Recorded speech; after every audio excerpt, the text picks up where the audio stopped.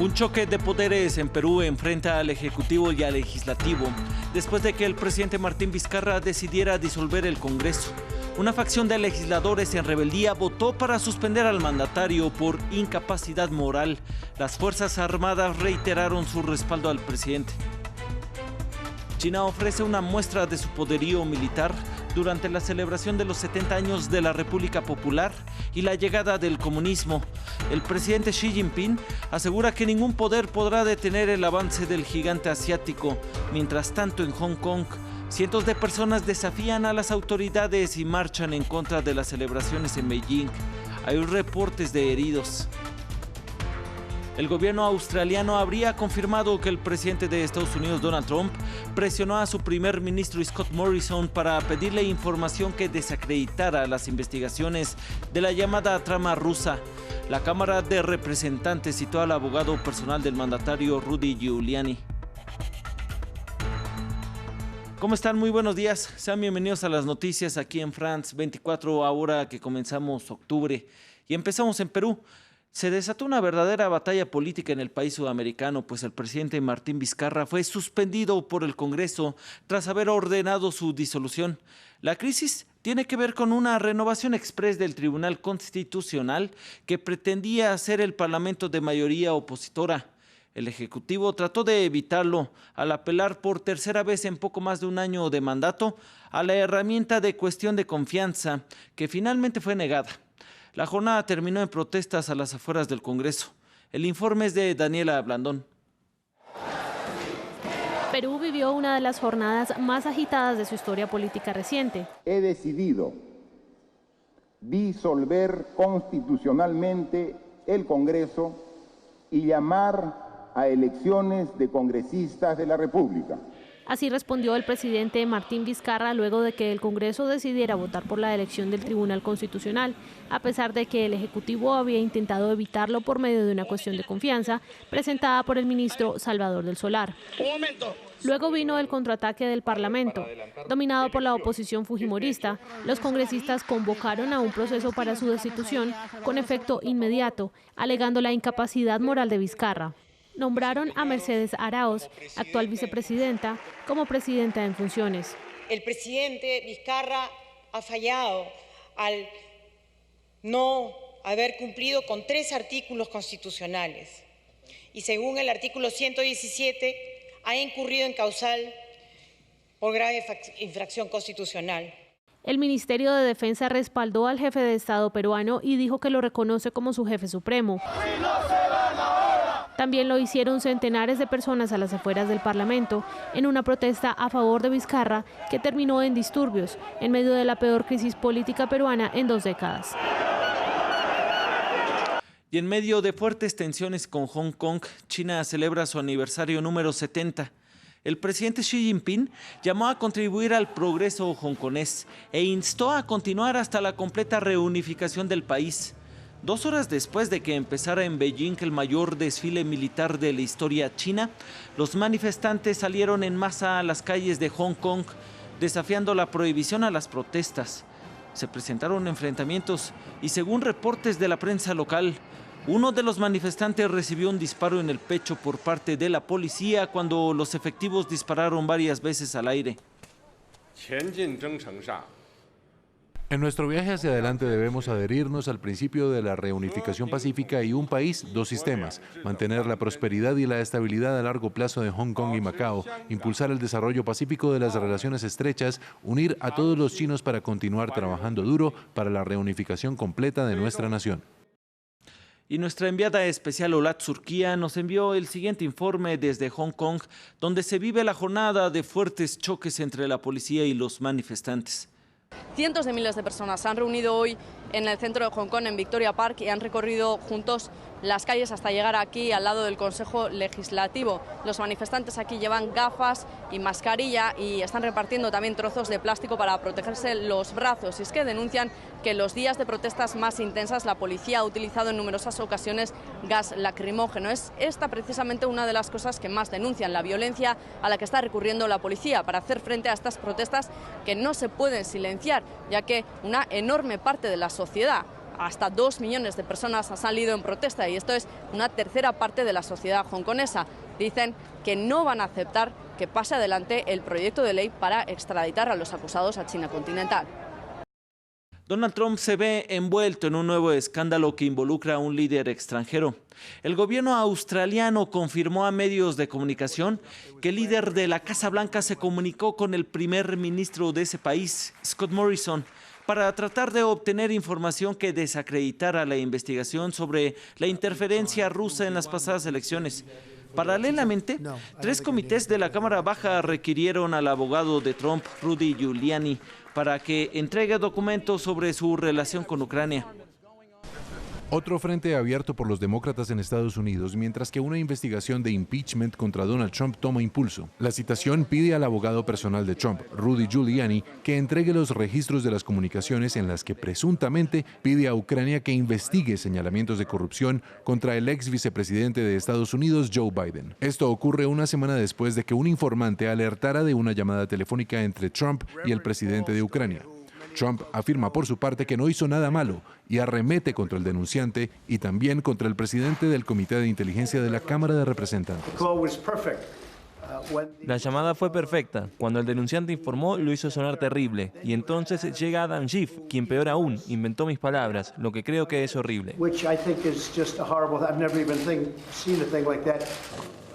Pero una transcripción de esa llamada demostró que el presidente estadounidense instó a su homólogo ucraniano a investigar a Biden, uno de sus potenciales rivales en las elecciones presidenciales del 2020. Hasta ahora no ha habido ninguna prueba de que Biden haya cometido delito alguno. Desde que las acusaciones salieron a la luz, Trump ha pedido que se revele la identidad del llamado whistleblower y ha retuiteado a un pastor que advirtió de una posible guerra civil si es destituido. Para que el juicio político siga adelante, la moción tendría que ser aceptada primero por el Senado.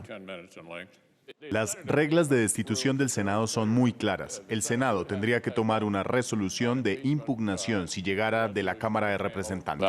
Pero obtener los 2/3 de los votos necesarios en la Cámara Alta podría ser una tarea más que difícil. El Senado tiene una mayoría republicana, así que al menos 20 miembros del propio partido de Trump tendrían que volverse en contra del presidente.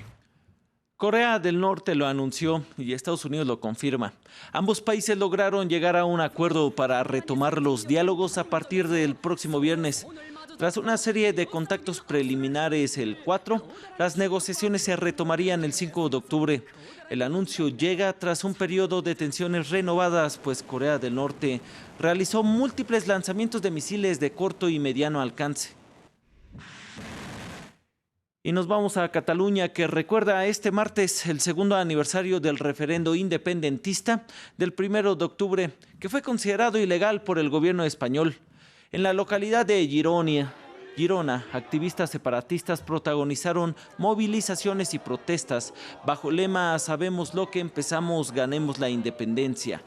En esta jornada, el independentismo pone a prueba su capacidad de movilización a pocos días de que se conozca la sentencia del juicio del Procés, pues al menos 9 de los 12 acusados en este caso se encuentran en prisión preventiva. Y en otro tema, la crisis de Lesbos no ha terminado tras el incendio que afectó el principal campo de refugiados de la isla. Las precarias condiciones en las que viven más de 12,000 personas, 6 veces más de la capacidad del lugar, pues persisten estas condiciones. El gobierno griego dice que vive una crisis nacional y transfirió a 180 personas fuera de la isla. El informe es de David González. Las huellas del incendio son visibles en las instalaciones de Moria, el principal campo de refugiados de la isla griega de Lesbos. Una madre y su hijo fallecieron. El gobierno griego dice que vive una crisis. Estamos atravesando una crisis nacional. Es esencial que todos juntos seamos responsables, tal como los griegos pueden mostrar en los tiempos más duros. La sobrepoblación es resultado de la lenta respuesta a tensión y del creciente flujo de migrantes desde Turquía, que en agosto llegó a las 8,000 personas. Niños, ancianos y ciudadanos de varios países en crisis sufren las precarias condiciones de la vida en Lesbos.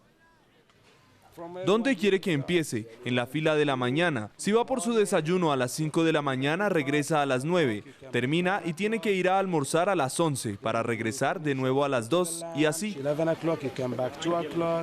En una medida urgente, el gobierno griego transfirió a 180 personas a la parte continental, pero no parece suficiente.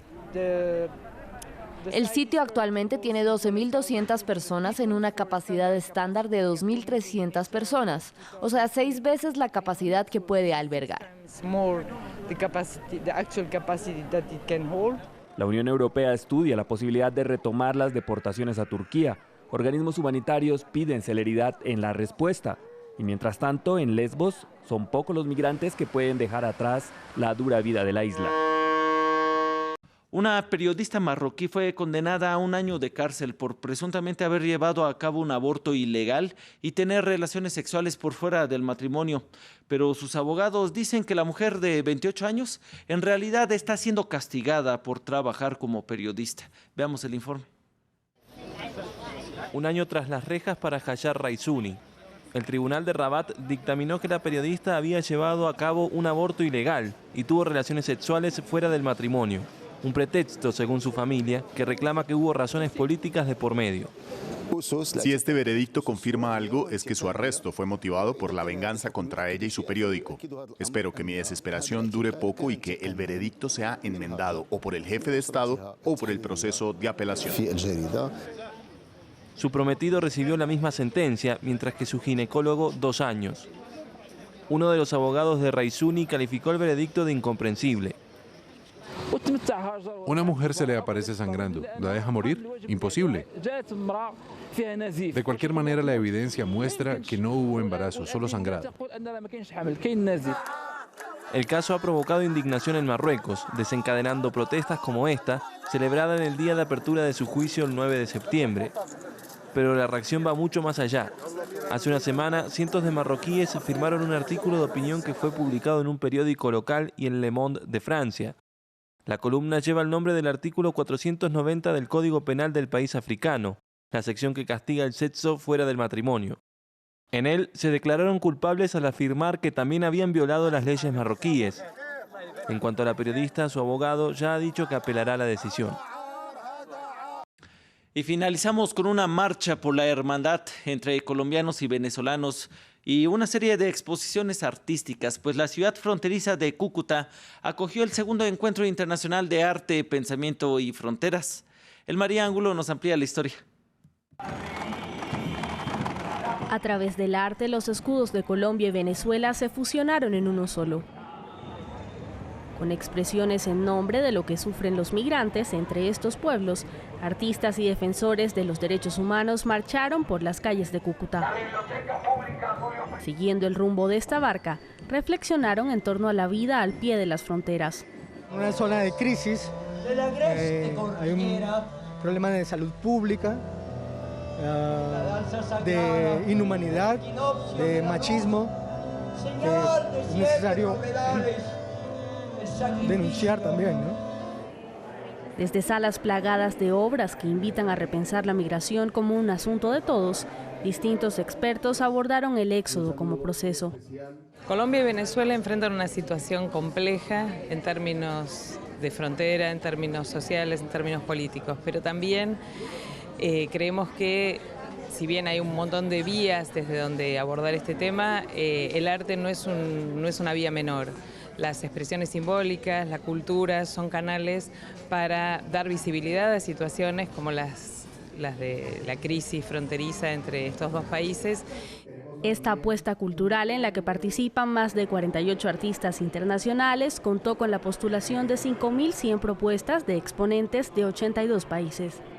Que desde el arte y desde la cultura en general se contribuye al bienestar de la sociedad, al avance de los pueblos, y eso está en la base de Bien al Sur, que es un proyecto, un emprendimiento que intenta unir los países y unir las gentes de los distintos países a partir del arte y a partir de la cultura.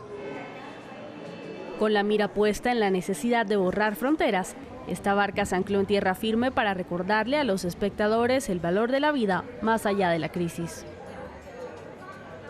Llegamos al final de esta emisión. Les deseamos que su octubre inicie excelente y siga con la información al momento en France 24.